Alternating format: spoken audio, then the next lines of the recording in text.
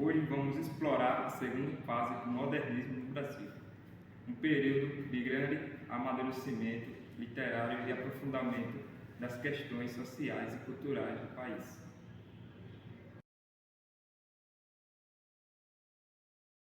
Antes de falar sobre a segunda fase do modernismo, eu vou falar um pouco sobre o que foi o modernismo no Brasil. A primeira fase do modernismo no Brasil teve início com a Semana da Arte Moderna de 1922, evento que marcou a ruptura com os padrões estéticos do passado, especialmente o parnasianismo e o academicismo.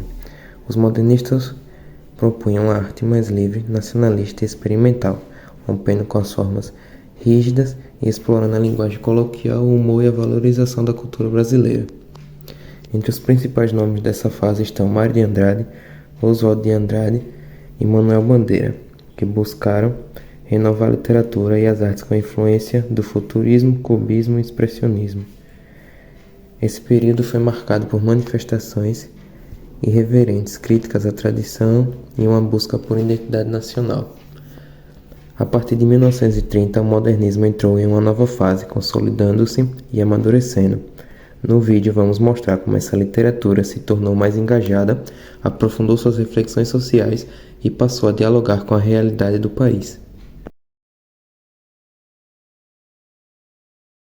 Meu nome é Josafá e irei falar sobre a Revolução de 1930 e o governo de Getúlio Vargas. A Revolução de 1930 foi um evento marcante na história política do Brasil, com o desgaste do sistema oligárquico da República Velha. A crise econômica de 1929 e a insatisfação com o domínio das elites cafeteiras, um grupo de militares e políticos organizou um movimento para impedir a posse de Getúlio prestes a ser eleito presidente em 1930. O resultado foi disposição de Washington Luiz e a ascensão de Getúlio ao poder, iniciando um período de profundas transformações no Brasil. Vargas ele assumiu como um chefe do governo provisório e tomou medidas para enfraquecer o poder das oligarquias estaduais. Ele desenvolveu o Congresso Nacional, interveio nos estados, modernizou a administração política e ampliou a presença do Estado na economia. Sua liderança se tornou um marco para o nacionalismo econômico e a construção do Estado brasileiro moderno.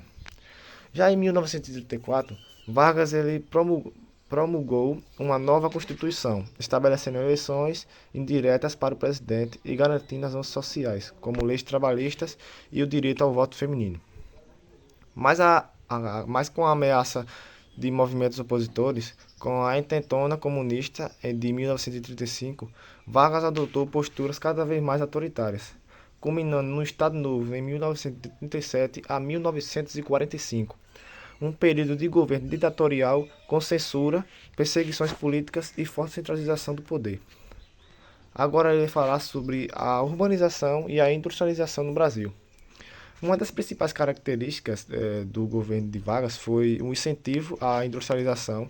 Até então, a economia brasileira era predominantemente agrária, baseada na exportação de café com a crise de 1929. E a queda das exportações, o Brasil passou a investir no mercado interno, promovendo a produção industrial para reduzir a dependência de produtos estrangeiros. E também foram criados grandes estatais, como a Companhia Siderúrgica Nacional, a Companhia Vale do Rio Doce e a Fábrica Nacional de Motores. Além disso, o governo estimulou a construção de estradas e ferrovias, facilitando a circulação de mercadorias e a integração das regiões do país. Com o crescimento das indústrias, ocorreu um intenso processo de urbanização. Milhares de pessoas migraram do campo para a cidade em busca de emprego, especialmente no Sudeste. As capitais como São Paulo e Rio de Janeiro se transformaram em polos industriais e financeiros, impulsionando o surgimento de uma nova classe trabalhadora urbana. Apesar desse evento econômico, a urbanização gerou desafios sociais. O aumento da população urbana nem sempre foi acompanhado por investimentos em moradia, saneamento e infraestrutura, o que resultou no crescimento de favelas e no agravamento das desigualdades sociais. Problemas sociais, desigualdade e miséria. Apesar do crescimento econômico e industrial, os problemas sociais andam bem intensos. A desigualdade entre as regiões do país continuava grande e a população mais pobre enfrentava dificuldades para acessar serviços básicos. Nas cidades, O rápido crescimento da população levou à formação de áreas periféricas sem saneamento básico, energia elétrica ou transporte adequado. O mercado de trabalho também era marcado por baixos salários e condições precárias, especialmente nas fábricas onde os operários trabalhavam longas jornadas sem direito garantido. Para tentar amenizar esses problemas, o Getúlio Vargas criou leis trabalhistas como a consolidação das leis de trabalho CLT, que garantiam direitos como salário mínimo, jornada de trabalho regulamentada e férias remuneradas. Essas medidas ajudaram a melhorar a qualidade de vida dos trabalhadores, mas a desigualdade ainda persistia. Influência da crise de 1929 no Brasil. A crise econômica de 1929 teve um impacto significativo no Brasil, principalmente porque a economia do país dependia fortemente da exportação de café. Com a quebra da Bolsa de Valores de Nova York, a demanda internacional pelo café brasileiro despencou, levando a uma crise no setor. Para tentar conter os prejuízos, o governo Vargas adotou uma política de valorização do café, comprando e queimando grandes estoques do produto para evitar a queda dos preços. Diante dessa crise, o Brasil começou a buscar alternativas para reduzir a dependência do setor agrícola e passou a investir mais na indústria e na infraestrutura. Esse processo foi fundamental para a modernização da economia brasileira e para o crescimento do setor industrial nos anos seguintes. Os autores passaram a retratar problemas sociais como a miséria, a desigualdade, o autoritarismo e a luta do homem contra o ambiente hostil. A literatura tornou-se um espaço de denúncia e reflexão, explorando temas como o sofrimento dos retirantes nordestinos, a exploração dos trabalhadores rurais e urbanos, além das contradições políticas da época. Essa abordagem foi influenciada pelo contexto da Revolução de 1930, da era de Vargas e das crises econômicas que marcaram o período. Fortalecimento dos temas regionais. A diversidade cultural e geográfica do Brasil foi amplamente explorada, com destaque para o Nordeste, que se tornou o principal cenário das narrativas modernistas da época.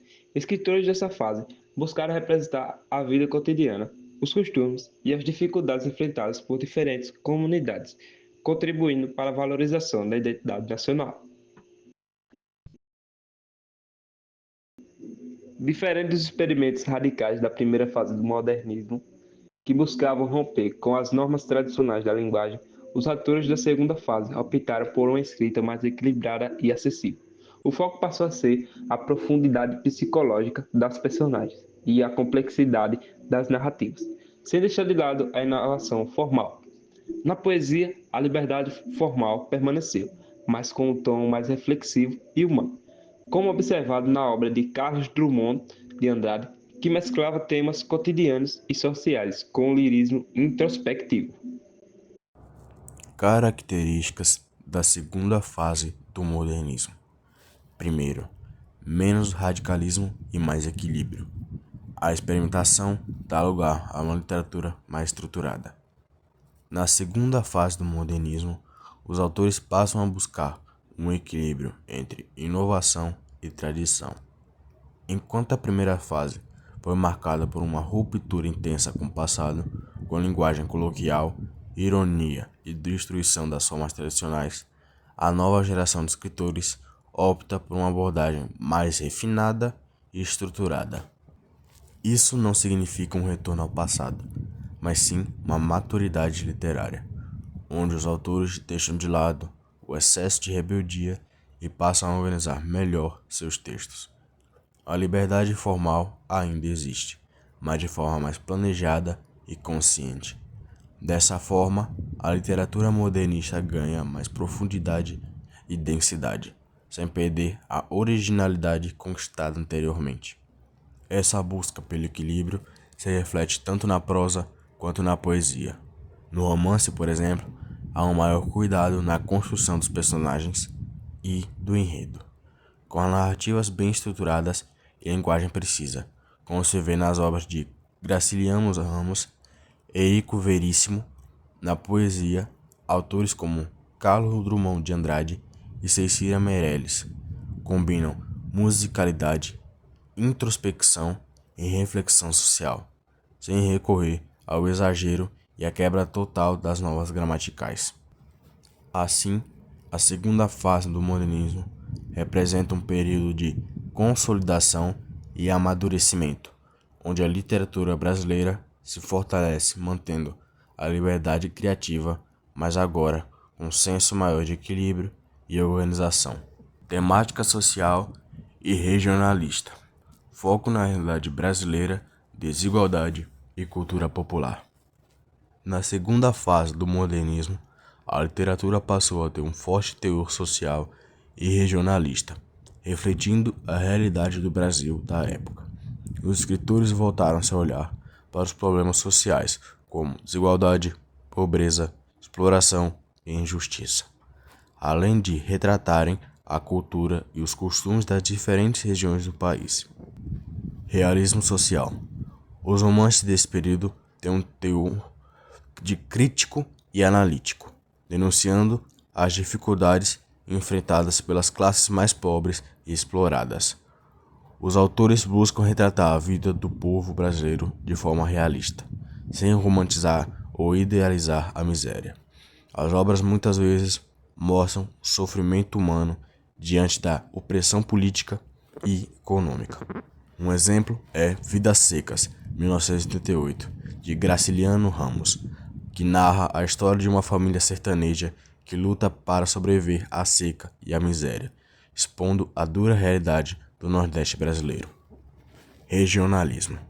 Além da crítica social, essa fase também se destaca pelo regionalismo, ou seja, a valorização das características culturais e geográficas de diferentes partes do Brasil. As obras descrevem com detalhes as paisagens, o modo de vida, os costumes e a linguagem das diversas regiões, trazendo autenticidade à literatura nacional. Um exemplo, O Tempo e o Vento, 1949, de Érico Veríssimo, apresenta a história do Rio Grande do Sul ao longo de gerações, mostrando a formação da sociedade gaúcha. Outro exemplo, O Quinzé, 1930, de Rachel de Queiroz, aborda os desafios dos retirantes nordestinos durante a seca de 1915. A literatura da segunda fase do modernismo se aproxima da realidade brasileira, com um forte engajamento social. Os escritores não apenas contam histórias, mas fazem críticas profundas, profundidade psicológica e as condições de vida interior dos personagens, utilizando suas angústias e dilemas como forma de dar voz segunda fase às diversas culturas do país. Além da crítica social e do regionalismo, os escritores passam a dar grande atenção à interioridade dos personagens. A literatura se aprofunda nas emoções, conflitos internos, frustrações, dilemas existenciais das figuras retratadas, explorando sua psicologia de maneira detalhada. Essa abordagem cria personagens mais complexos e humanos, que não são apenas bons ou maus, mas apresentam dúvidas, fraquezas e contradições. Muitas vezes, o foco da narrativa está menos nos acontecimentos externos e mais no que se passa dentro da mente dos personagens. Características desse aprofundamento psicológico: uso de monólogo interior, técnica em que o pensamento do personagem são representados de forma contínua, sem filtro, como se estivessem dentro de sua mente. Conflitos internos: os personagens enfrentam dilemas morais, sentimentos de angústia e crises existenciais. Reflexões sobre a vida: questões como solidão, medo, culpa, fraqueza e identidade são temas centrais. Exemplos da literatura da época: Graciliano Ramos, em Angústia, 1936, aprofunda os tormentos internos do protagonista, narrando sua insatisfação com a vida e seus pensamentos obsessivos.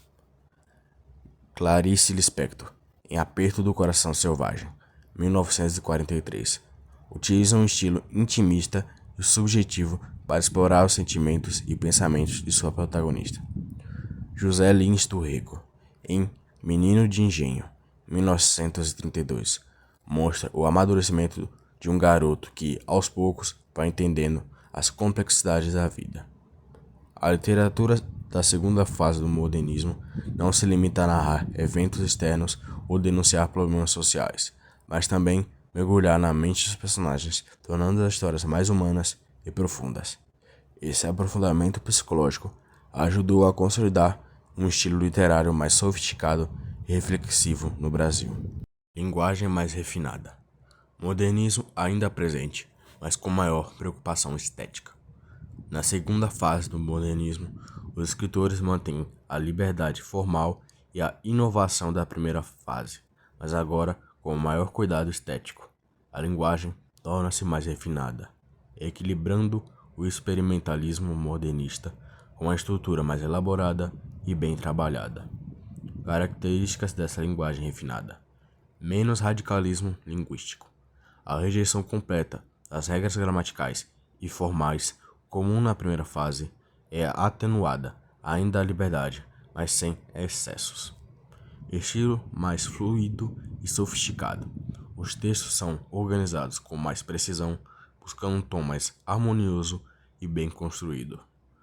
O uso de metáforas e símbolos. Os escritores exploram imagens poéticas e simbólicas para enriquecer o significado das obras. Valorização da sonoridade. Na poesia, há uma forte preocupação com a musicalidade dos versos. Exemplos na literatura da época: Carlos Drummond de Andrade, em Sentimento do Mundo, 1940. Mantém o verso livre, mas com um refinamento maior na escolha das palavras e na construção poética. Cecília Meirelles, em Romanceiro da Inconfidência, 1953. Traz uma poesia musical e simbólica, combinando lirismo e sofisticação na forma. Érico Veríssimo, em O Tempo e o Vento, usa uma prosa bem estruturada, equilibrando modernismo e clareza narrativa.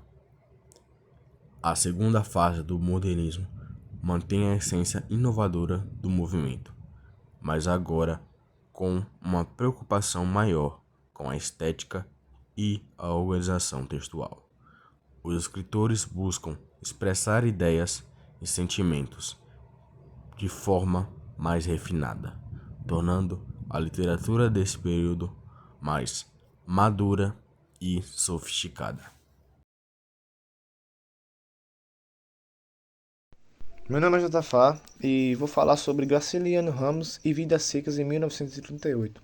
No contexto das mudanças sociais e economias do Brasil, a literatura também refletiu as desigualdades e dificuldades enfrentadas pela população. Um dos grandes nomes desse período foi Graciliano Ramos, escritor alagoano ligado ao movimento do regionalismo modernista. Sua obra Vidas Secas, publicada em 1938, é um retrato fiel da dura realidade do sertão nordestino. O livro é uma narrativa de sobrevivência e opressão, acompanhando a trajetória de uma família de retirantes que luta contra a seca e a miséria. O foco da história não está em grandes acontecimentos, mas na rotina dura e repetitiva de Fabiano, Sinha Vitória e os filhos e a cachorra-baleia. A linguagem da obra é seca, executada e objetiva, sem floreios, refletindo o próprio ambiente árido do sertão. Os capítulos são independentes entre si, funcionando quase como pequenas histórias dentro da narrativa principal, o que reforça a ideia de fragmentação e repetição das vidas dos retirantes. Análise do filme de Fabiano. A família de Fabiano simboliza a luta pela sobrevivência em um ambiente hostil. Cada personagem representa um aspecto de realidade social do sertão.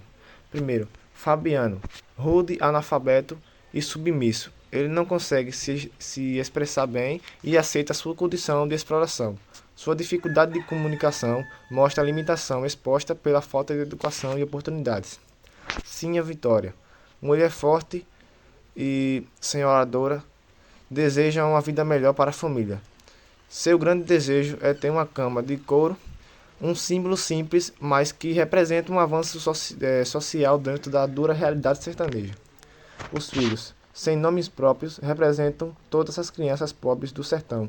Curiosos, eles fazem perguntas que os pais não conseguem responder, evidenciando a falta de conhecimento e perspectiva da família. Baleia, a cachorra. Mais do que um simples animal de estimação, a cachorra-baleia é um dos personagens mais marcantes do livro. Humanizada em suas ações e pensamentos, ela representa a pureza e a compaixão de muitas vezes faltam aos próprios seres humanos. Sua morte ao final da obra é dos momentos mais tristes, simbolizando a perda de qualquer esperança de uma vida melhor. Jorge Amado foi um dos principais autores da época. Ele fez parte da Geração de 30, um grupo de escritores que aprofundou o olhar sobre as questões sociais, retratando a desigualdade, a vida do povo e os conflitos urbanos e rurais do Brasil. Capitães de Areia, de 1937, foi uma obra mais conhecida de Jorge Amado e representa bem o realismo social dessa fase no modernismo. O livro narra a história de um grupo de meninos abandonados que vivem nas ruas de Salvador, chamados Capitães da Areia. Eles sobrevivem através de pequenos crimes, mas a obra não os retrata apenas como delinquentes, mostra suas histórias, sonhos e a dura realidade da exclusão social. A narrativa traz críticas à desigualdade, o abandono infantil e a hipocrisia da sociedade, temas muito comuns na literatura da época. O livro chegou a ser censurado durante o Estado Novo, pois incomodava as elites ao expor problemas sociais brasileiros. Raquel de Queiroz, o 15, de 1930. Raquel de Queiroz foi uma das escritoras mais importantes do Brasil e a primeira mulher a entrar para a Academia Brasileira de Letras. Seu romance O 15, publicado em 1930, é um marco do modernismo brasileiro e uma das primeiras grandes obras a retratar a dura realidade da seca no Nordeste. Embora o modernismo brasileiro tenha sido impulsionado pela Semana de Arte Moderna em 1922, Raquel de Queiroz trouxe uma nova visão ao movimento, focando em temas regionais como o realismo forte. O 15 rompeu com o romantismo idealizado e trouxe uma linguagem mais direta e objetiva, algo característico do modernismo. O livro se destacou pela narrativa envolvente e pela maneira como abordou a dificuldade enfrentada pelo nordestino diante da seca extrema. A história, o 15, se passa durante a Grande Seca de 1915, que devastou o Nordeste brasileiro, especialmente o Ceará. O livro acompanha dois núcleos narrativos principais, que é a jornada de Chico Bento e sua família, e o relacionamento entre Conceição e Vicente. A obra mistura denúncia social com um herendo emocionante, destacando o sofrimento e a força do povo nordestino. Além disso, o 15 ajudou a fortalecer a literatura regionalista no Brasil, influenciando diversos escritores que vieram depois. José Lins de Rengo, Menino de Engenho, de 1932. Publicado em 1932, O Menino de Engenho é o primeiro livro de José Lins de Rengo e um dos mais importantes do chamado Ciclo de Cana-de-Açúcar, conjunto de romances que retrata a decadência dos engenhos nordestinos. A obra traz elementos autobiográficos e é considerado um romance de formação, pois acompanha o crescimento do protagonista e sua descoberta do mundo ao seu redor. O romance acompanha a infância de Carlos de Melo, um menino que, após perder sua mãe tragicamente, é enviado para viver com seu avô, em um engenho de cana-de-açúcar no interior da Paraíba. A partir desse momento, Carlos começa a perceber as desigualdades e complexidades da sociedade rural. Ao longo da história, ele passa por diferentes experiências que mudam sua personalidade, incluindo momentos de alegria, curiosidades e também traumas. A narrativa do Rengo ficou conhecido por retratar com realismo a vida dos engenhos nordestinos. Em Menino de Engenho, ele descreve costumes, as festas e o cotidiano dos trabalhadores. José Lins do Rengo ficou conhecido por retratar com realismo a vida dos engenhos nordestinos. Em Menino de Engenho, ele descreve costumes, as festas, o cotidiano dos trabalhadores e a forte influência dos senhores do engenho na sociedade. O livro mostra tanto o encanto da infância quanto o peso da estrutura social desigual, que se tornaria um tema recorrente na literatura do autor. Carlos Drummond de Andrade e o modernismo. Drummond foi um dos grandes nomes da segunda geração do modernismo no Brasil, também chamada de fase de consolidação, década de 1930. Seu estilo inovador trouxe uma poesia mais próxima da fala cotidiana, com temas existenciais, sociais e muitas vezes irônicos.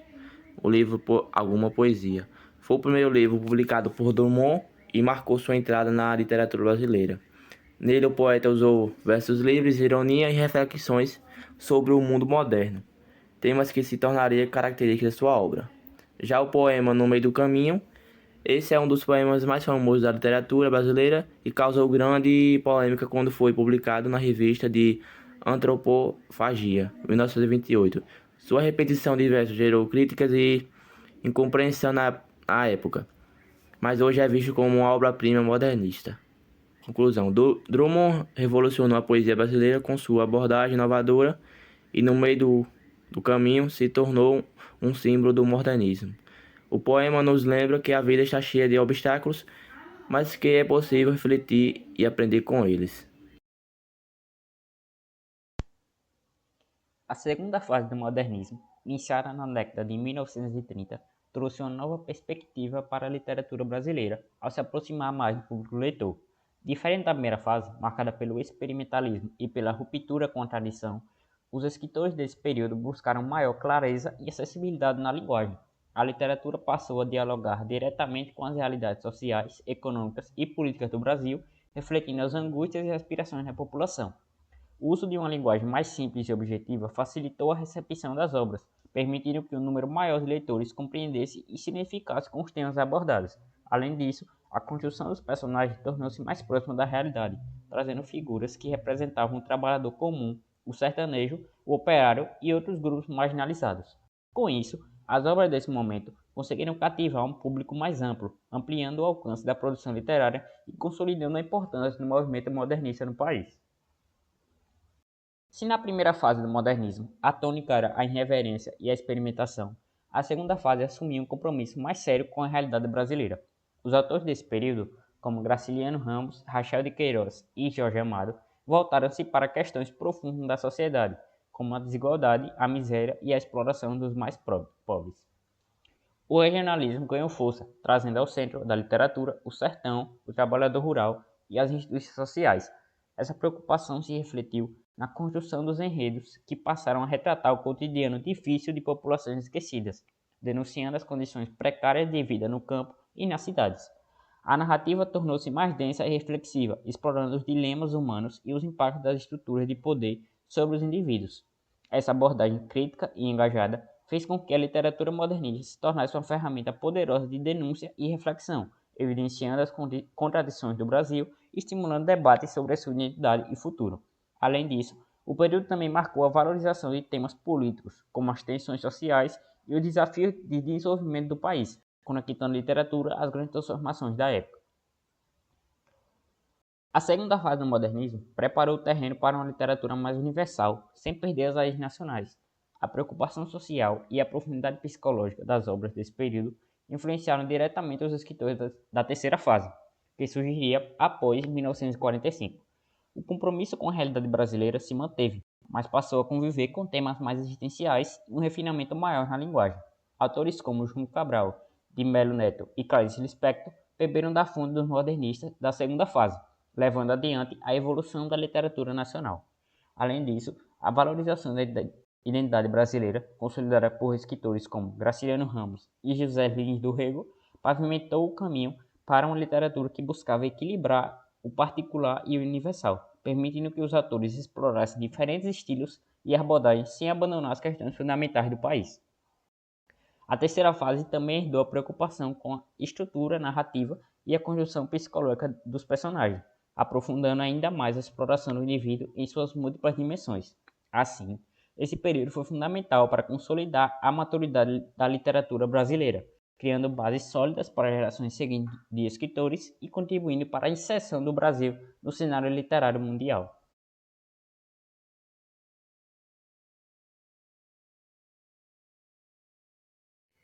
Em conclusão, a segunda fase do modernismo foi um período decisivo para a consolidação do movimento no Brasil. Diferente da fase inicial, que foi marcada por uma ruptura radical com o passado em busca pela liberdade estética, a segunda fase trouxe uma maturidade que permitia aos escritores modernistas explorar de maneira mais aprofundada e complexas às realidades sociais, políticas e culturais do país. Esse amadurecimento refletiu-se na forma como os autores da época passaram a tratar as questões brasileiras, oferecendo uma visão crítica e mais realista do que acontecia no Brasil. Autores como Jorge Amado, Machado de Queiroz, José Lins do Rego e Érico Veríssimo desempenharam um papel crucial nesse processo. Eles trouxeram à tona, através de suas obras, temas que antes eram poucos abordados ou superficialmente discutidos, como as desigualdades sociais, a vida no campo, os conflitos agrários e a luta de classes. Jorge Amado, por exemplo, retratou o cotidiano das classes populares e as tensões sociais do Nordeste brasileiro em seus romances. Machado de Queiroz, por sua vez, foi a primeira a colocar em evidência a realidade da dura da seca e os desafios enfrentados pelo povo nordestino. Essas obras não só ajudaram a dar voz às camadas menos favorecidas da sociedade, como também enriqueceram a literatura nacional ao trazer uma nova perspectiva sobre a identidade brasileira. Além disso, a segunda fase do modernismo também marcou uma aproximação maior com as raízes culturais e históricas do Brasil. Enquanto na primeira fase o foco era romper com o academicismo e criar uma nova estética, na segunda fase o objetivo passou a ser uma grande parte a representação autêntica da diversidade cultural do país. Nesse sentido, os escritores buscaram compreender e retratar a realidade brasileira em todas as suas complexidades, considerando os contrastes regionais, as tradições populares e as influências externas. O impacto dessa fase na literatura brasileira foi duradouro e profundo, ao romper com as convicções do passado e a valorizar as realidades nacionais. A segunda fase do modernismo influenciou decisivamente as gerações futuras de escritores. Ela abriu caminho para novas formas de expressão literária mais livres e conectadas com o povo brasileiro, consolidando o modernismo como um dos principais marcos da literatura nacional. Essa contribuição foi fundamental para a construção de uma nova identidade literária no Brasil. Uma identidade que refletisse, de fato, o país em sua totalidade, suas tensões, suas contradições e suas diversidades culturais.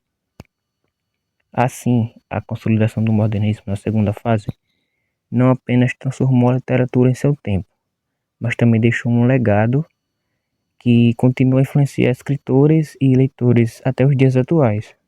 O movimento consolidado trouxe uma literatura mais engajada, capaz de dialogar com as questões reais do país e de inspirar mudanças, mostrando que a arte pode ser um espelho da sociedade e um agente de transformação.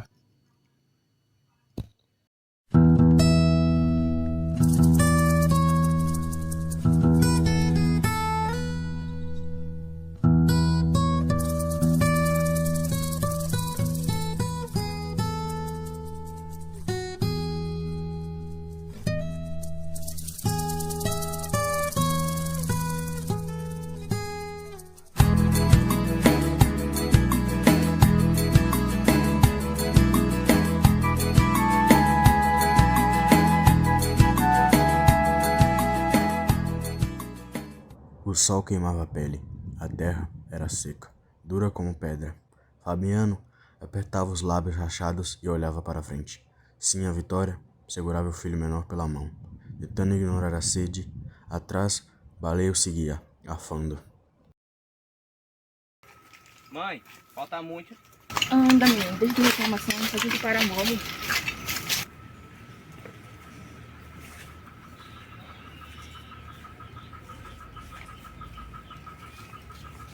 Terra ruim, isso não é vida.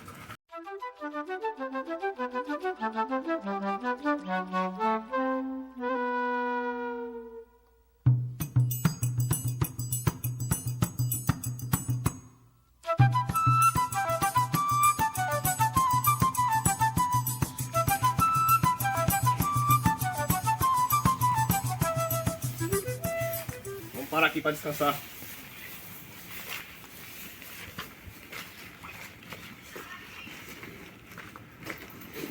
Sentados no chão quente, descansavam por minutos. Sim, a Vitória fechou os olhos e sonhou acordada. Se a gente tivesse uma cama de verdade, de couro macia, como seria bom.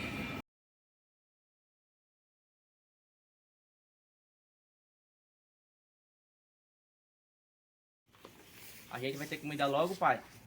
Se Deus quiser.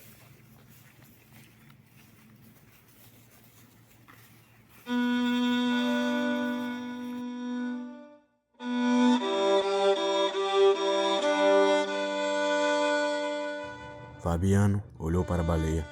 O cachorro abanou o rabo, feliz. Não sabia o que ia acontecer. O homem apertou a espingarda com força.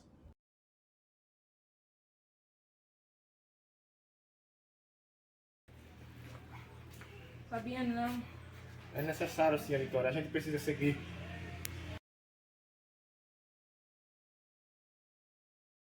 Baleia sentiu o calor sair do seu corpo. Pensou em correr, mas não conseguiu. Seu corpo pesava. Fechou os olhos e sonhou. Sonhou que corria atrás dos preás, feliz.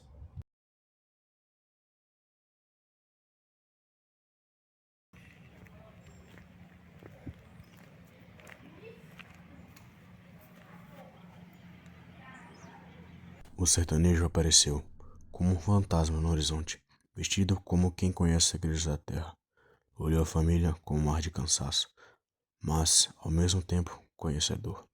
Fabiano não o reconheceu, mas sentiu que poderia ser uma esperança. É aquele.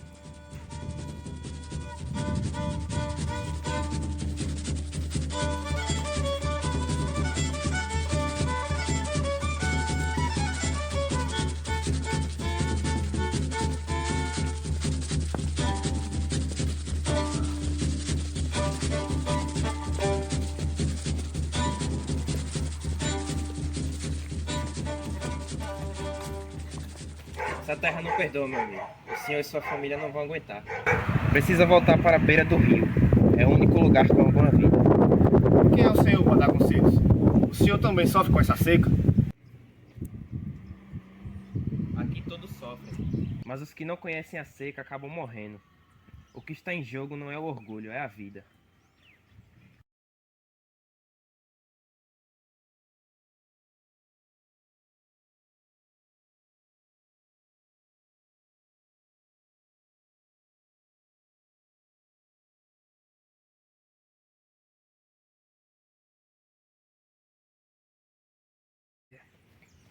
O senhor sabe onde tem comida, vovô? Ali no horizonte, mas só se for a pé. O caminho é longo e a vida é dura. E vale a pena tentar? A vida é feita de tentativas. Ou a gente tenta ou a gente morre.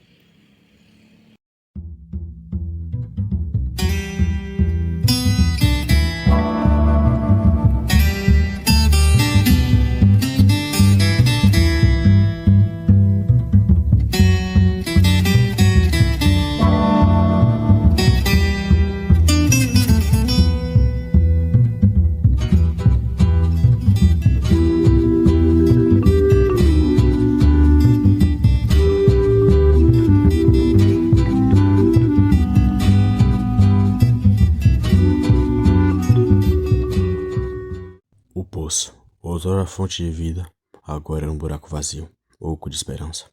Fabiano se ajoelha, como se fosse possível encontrar água onde não havia. A terra rachada e cruel parecia zombar da sua fraqueza. Nada, não tem nada. Tudo morreu. Até as terras, até nós. Não é a terra que morre, é a gente. A terra só está seca, mas a gente está morrendo de fome. Estou com sede, mãe. Vai ficar tudo bem.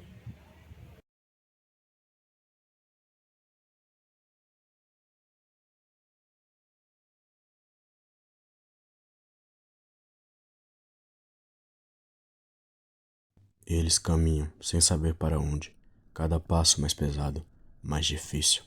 O corpo pede descanso, mas a vontade de sobreviver ainda é maior. Fabiano, com os olhos perdidos, sente a pressão de ser o líder e ter que manter a família viva, mas o desespero é grande demais para esconder.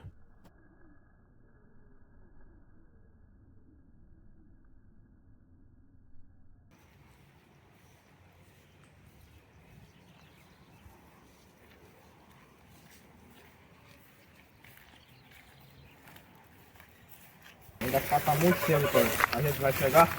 Não sei, Fabiano, mas temos que continuar.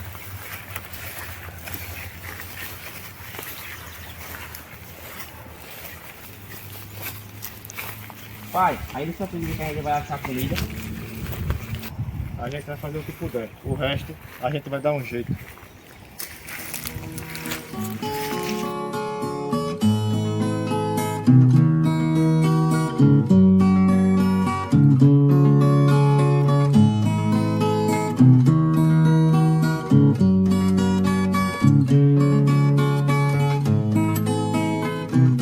Eu, como astronauta, visitei planetas, transpus os limites do céu multicor, viajei a bordo dos meus